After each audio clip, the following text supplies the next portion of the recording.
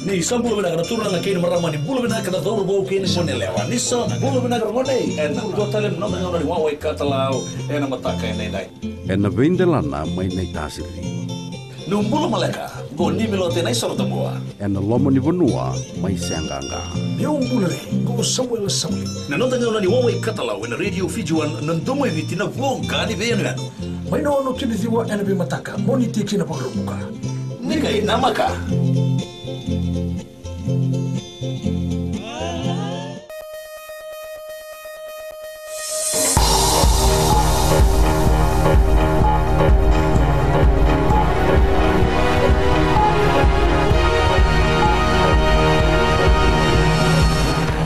In this bulletin, pre-polling comes to an end this hour.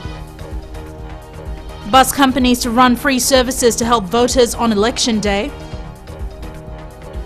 And international observers deployed all over Fiji.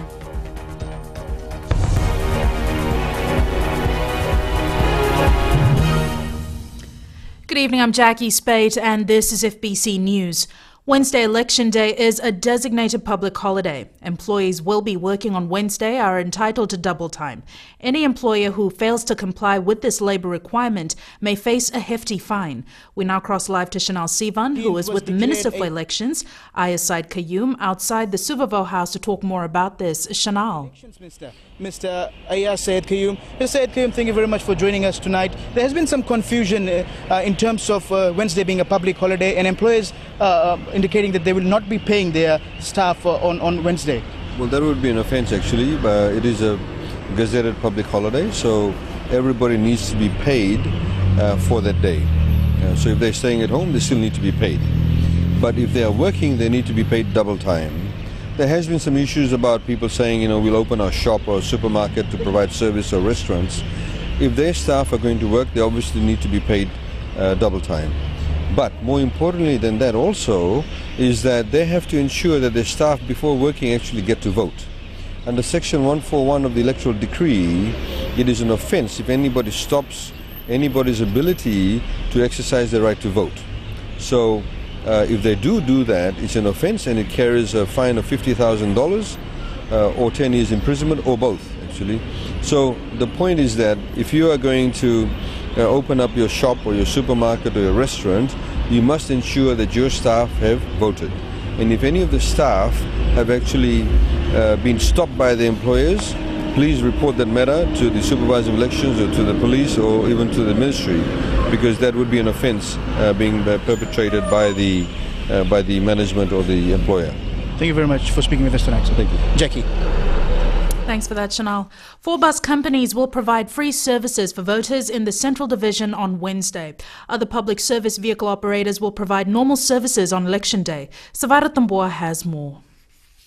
Voters residing in places that are served by Zakrin Transport, Allen Bus, Nandera Transport and Londoni Transport in the Central Division will not have to pay their bus fares if they are heading to their polling stations on any of those buses.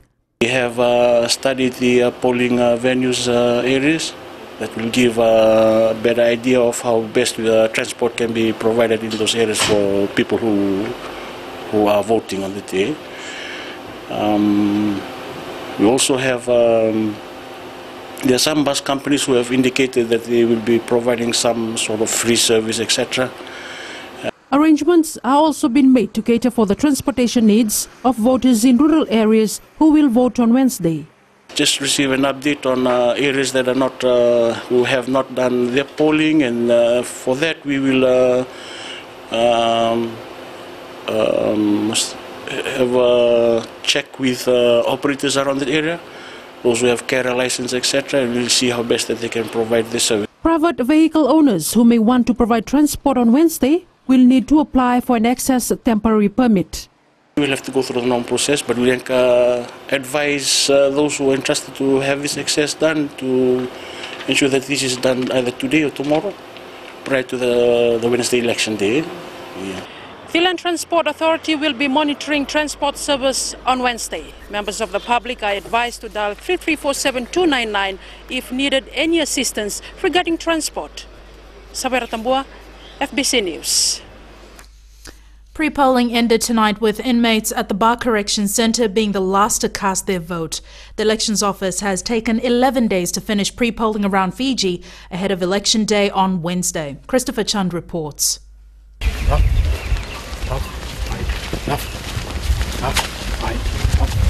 Marching to their polling venue, these inmates are the last batch of voters on the final day of pre-polling. They were brought in by prisons officers and told about the voting process by elections officials while they waited in line outside the centre. 8 inmates from the Bar Correction Centre were registered to vote. In total, close to 300 prisoners from around the country were eligible to take part in the elections at 13 correction centres. Persons who were serving time for less than 12 months were allowed to vote. It took less than 20 minutes for this group of inmates to cast their votes, exercising their right to choose who they want in the government. At the end, they huddled together and marched back to the correction centre.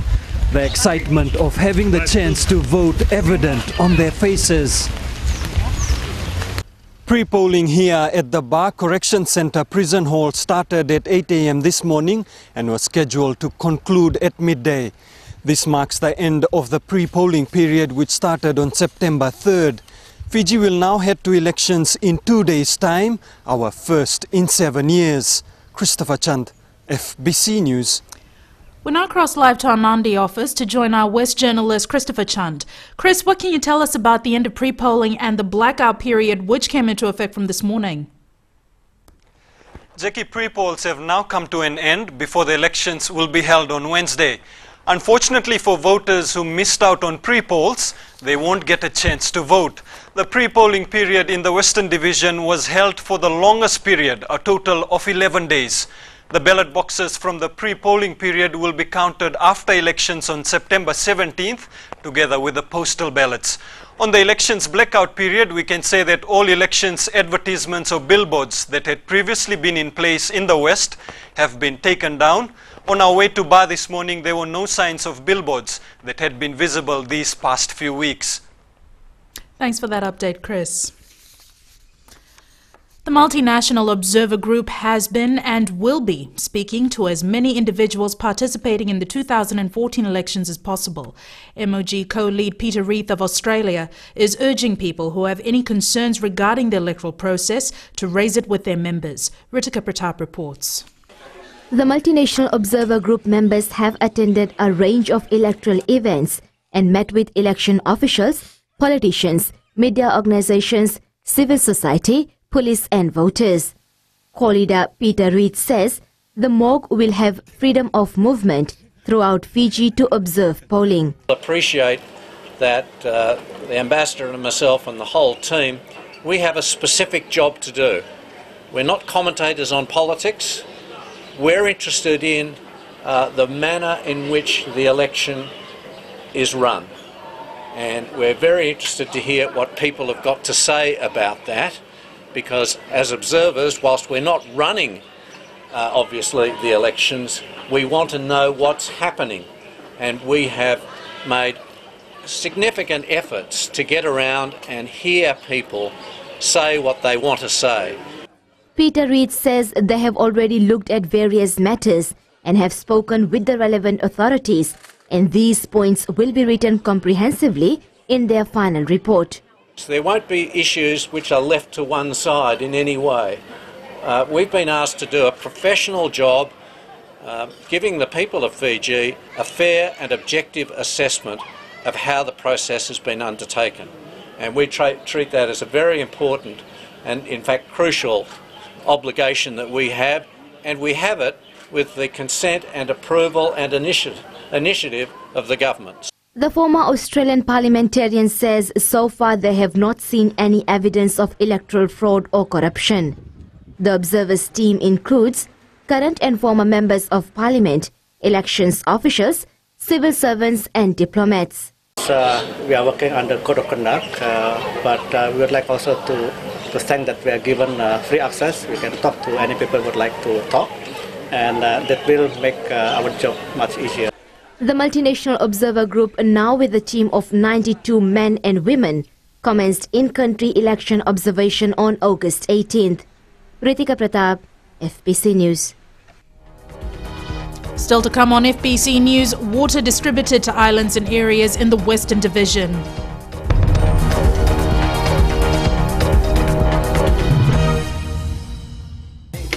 Radio Fiji 2 देश की धड़कन पर आपका स्वागत है बच्चों की दुनिया में। हमेशा की तरह आज भी हम आपके लिए कहानियाँ और कविताएं लेकर आए हैं और बच्चों आप हमें कॉल भी कर सकते हैं। नमस्कार, मैं हूँ पल्लवी। रेडियो फिजी 2 देश की धड़कन पर मंडे टू फ्राइडे 3 से लेकर 4 बजे तक बच्चों की दुनिया में और 4 से लेकर 7 बजे तक मस्तानी शाम के सफर में शामिल रहिए मेरे साथ।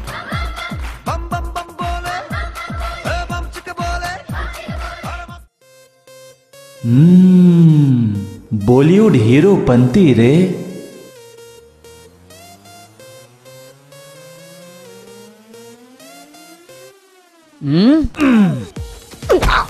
Get this.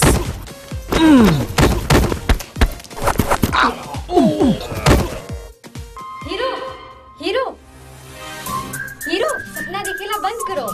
क्या करूं यार, सबको आती नहीं, मेरी जाती नहीं। मिर्ची मस्त मॉर्निंग, मैं हूँ अश्निल सिंह। हाय, मैं हूँ काजल। शामिल हो जाए हमारे साथ Monday to Friday 6 AM to 9 AM। मिर्ची FM, it's hot।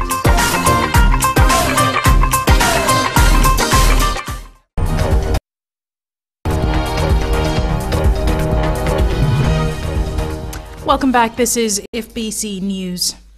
There is now a media blackout on the reporting of any political activity. The blackout came into effect at 7:30 AM today and it will end at 6 PM on Wednesday. Watisoni Raikandroka reports. The blackout covers advertisements, interview with any political actors, debates or commentaries that would be deemed as advocacy or has the potential to influence voters. Political parties and their supporters had to remove their billboards, posters, stickers and banners by 7:30 AM today. However, several hours after the ban kicked in, there were still some campaign materials on display. Places like Grantham Road in Raiwanga, Watuanga, Cunningham, Kalsa Road, Valilevu, Wainimbuku and Nausori Town still had posters and banners displayed at around 9 to 11 AM today. Some cars still displayed stickers of political parties. However, under the electoral decree, all campaign materials, advertising must be removed and media reports on political activities must cease until the end of polling on Wednesday. Section 150 of the electoral decree states that any person who places campaign materials at any place where the placement of such campaign materials are prohibited by this decree or by the rules made by the Electoral Commission commits an offence. The person shall be liable upon conviction to a fine not exceeding $10,000 or to a term of imprisonment not exceeding 5 years or to both. Watsuni Rekanroka, FBC News. Close to 50,000 people have cast their votes in the pre-polls which ended across the country today. Supervisor for Elections Mohammed Saneem, in announcing the preliminary figures, says the voter turnout is better than the global average. Our preliminary figures are that more than 49,505 Fijians have voted in the pre-polling exercise. We expect this number to rise when we have all the information in. As I said, the figures for 10th of September is still not with us.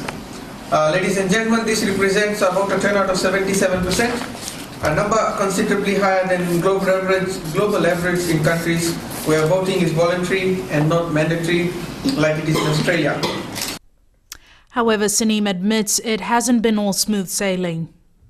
We acknowledge that there were a number of learning moments for the elections office during the pre-poll process, particularly surrounding voter awareness of pre-polling and registration details. Saneem is reiterating to voters that those who have lost their voter identification card have until 5 PM tomorrow to have a replacement issued. The government has neither confirmed nor denied the Qatari government paid a ransom of $20 million to secure the release of 45 Fijian peacekeepers. A statement, though, says the government is grateful to the government of Qatar for its efforts in the release of the soldiers captured by the al-Nusra militants in Syria. Foreign Affairs Minister Ratu Inoke Kumbombola met with his Qatari counterpart in Doha last week. He says the minister promised him that they would spare no efforts in making sure that our soldiers were released safely, adding the assistance was on humanitarian grounds. Qatar has paid ransom in the past in the release of 13 nuns and also for the release of U.S. journalist Peter Curtis.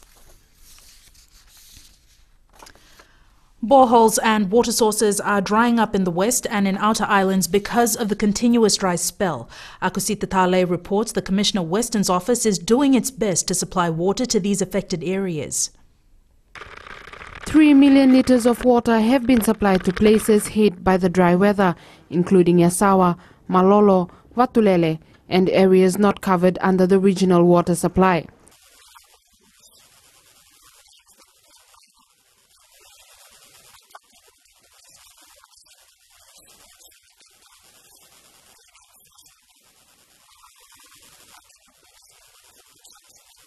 The Commissioner Western's office is also mindful that the third school term has just begun, and Luke Morivalu says they won't let the situation affect children's studies.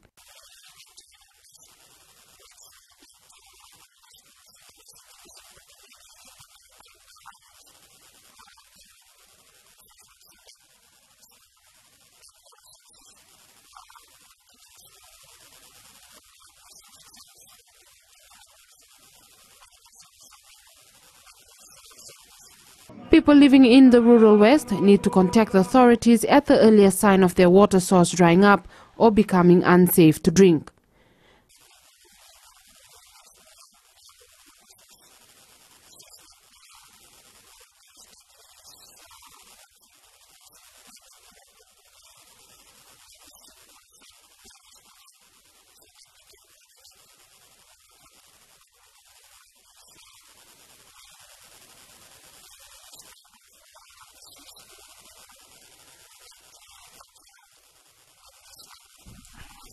The Fiji Meteorology Office said last week the dry spell is not a drought, but there isn't likely to be any rain in affected areas until the end of the year.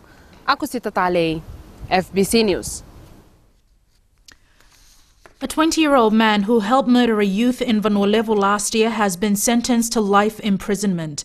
Tevitan Tutamboto is convicted of aiding and abetting the murder of 17-year-old Samuel Vikash Nand at Korosomo in Senganga in July 2013. Tutamboto had gone to drink beer with Samuel and Abhishek Kumar, who were both murdered by a third person, Nilesh Chand. Tutamboto held Samuel down on the ground while Nilesh Chand cut his neck.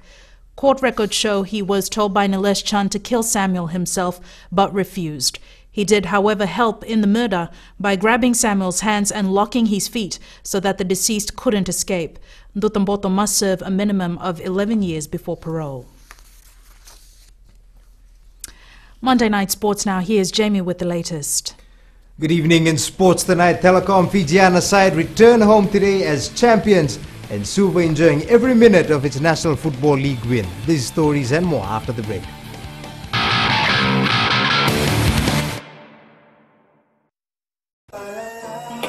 Gold FM, only the classic hits. Beautiful song from the group Firehouse and When I Look Into Your Eyes. Before that, you heard from Smokey Robinson with One Heartbeat.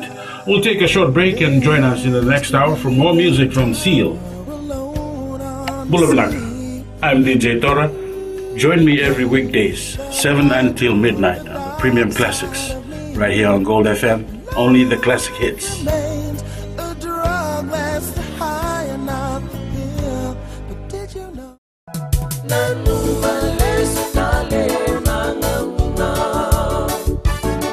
Wala wala siya matumay, hana gana paro taki na yan robongi kevika na matumay buga tali tigun na bisere wara kimuni na gana paro taki ngo na yan robongi enam pula FM nimbolo benaka oya wubika na isoro ranyo na tumani omai mai na vito na kabe kina tini karuwa nung bongi lebu ena gana paro taki sekoya na yan robongi enam pula FM enam bandua ena sere.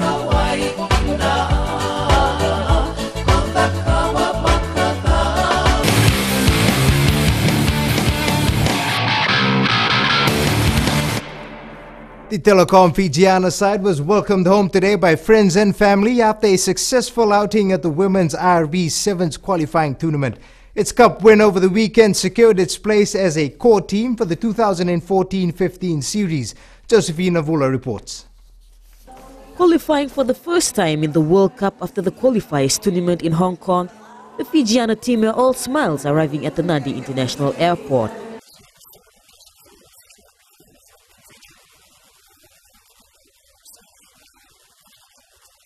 The side remained unbeaten all throughout their matches till the final.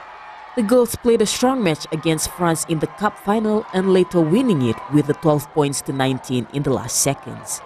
Tanyibula says he is very impressed at the performance shown by the girls during the tournament.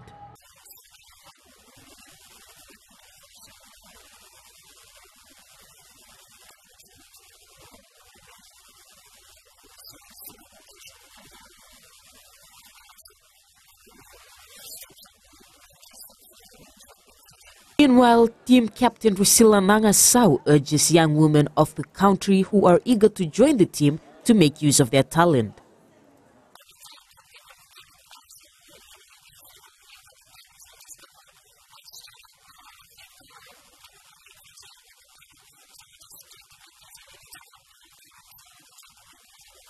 The team, together with China, South Africa and France, has joined the core teams for the next edition of the series. Josephine Navula, FBC Sports. Ben Ryan's trump card in last season's National 7 squad was players with the ability to cover multiple positions. With several key players from last season departing for overseas contracts, Ryan believes he still has this luxury with the current 24-member squad. Maybe even more so this time around. I'm looking, seeing, very good rover options for the team, and I'm looking at them, and they all can probably play hooker because they've got the size. They're 90 kilograms plus. Some are quick enough to play on the wing, and it's the same. The halfbacks can play 9 and 10. Players like Oscar can play 10 rover, even wing. So you need to have that in the squad because you never know what happens with injuries over a 2-day tournament. The Vodafone Fiji 7 squad will feature in the Ovalau Sevens tournament at Nassau Park this weekend, from which Ben Ryan will name his final 12-member squad for the Gold Coast Sevens. After waiting 17 long years, the Suva football team is enjoying every moment since being crowned the champions of the Fiji Sun Skipper Tuna National Football League. Suva beat Rewa 3-1 last Friday and then defeated Lautoka 2-0 yesterday at the NZ Stadium. The capital city side say that they are enjoying every part of the win as it has come after a very long wait. It's a great feeling because we have won after 17 years, and even greater feeling is that we have qualified for the whole league and there's a best team to qualify from the 7th zone. Meanwhile, Lambasa plays its last game of the season at 7 p.m. tonight against Nandi at Prince Charles Park. The Fiji Football Association has decided that the Super Premier grade of the court's Inter-District Championships will be played over 2 weeks. Super Premier teams will play 90-minute matches and will start their games a week before the actual tournament at the NZ Stadium in Suva. We had already decided it will be played on 90 minutes in the Super Premier level, and yes, it will be played at 1 weekend before, and that is with some matches will be played with the international RC Murubai Epco Coatings International Veterans that will be played in Prince Charles Park.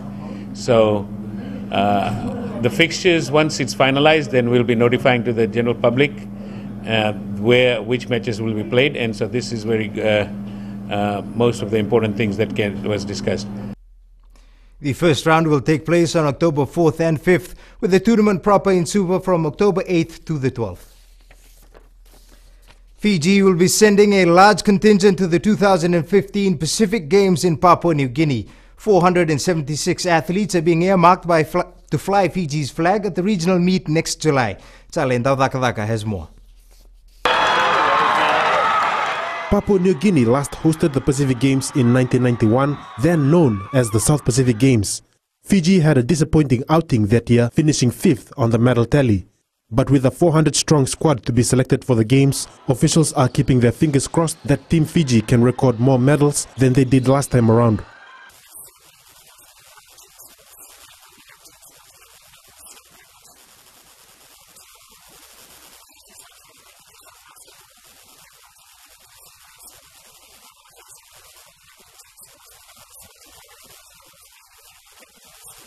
The 2011 Games in New Caledonia saw Fiji end up in 4th place with a total of 129 medals. Officials want to make sure that the team they announce will be there to win gold.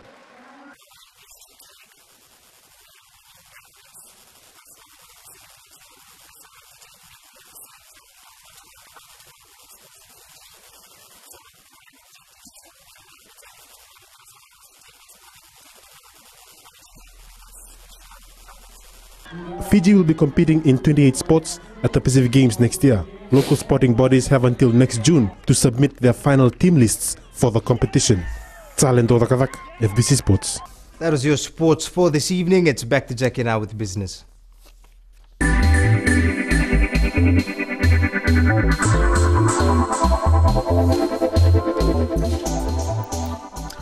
Renovation works at the Nadi International Airport augurs well with aspirations of Fiji's tourism industry, says Tourism Fiji Board Chairman Stefan Pikler. Pikler says the redesign and modernization into a world-class port would further enhance Fiji's image to visitors arriving at our shores. With works on schedule, Airports Fiji Limited Executive Chairman Faiz Khan says they're looking forward to seeing the new look airport, which would begin taking shape in the next few months. The $75 million project is expected to be completed by early next year. The Intercontinental Fiji Golf Resort and Spa has announced its most recent accolade, being named Best Fijian Property at the prestigious Hotel Management Awards held in Sydney. The resort credits this success to an uncompromising dedication to delivery, quality, service to every guest, and the hard work of their team.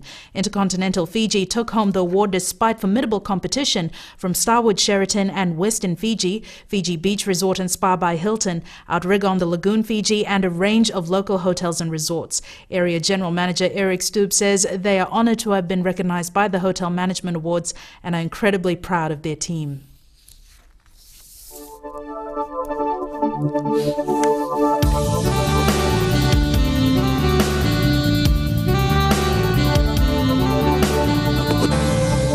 Weather time now with Trish.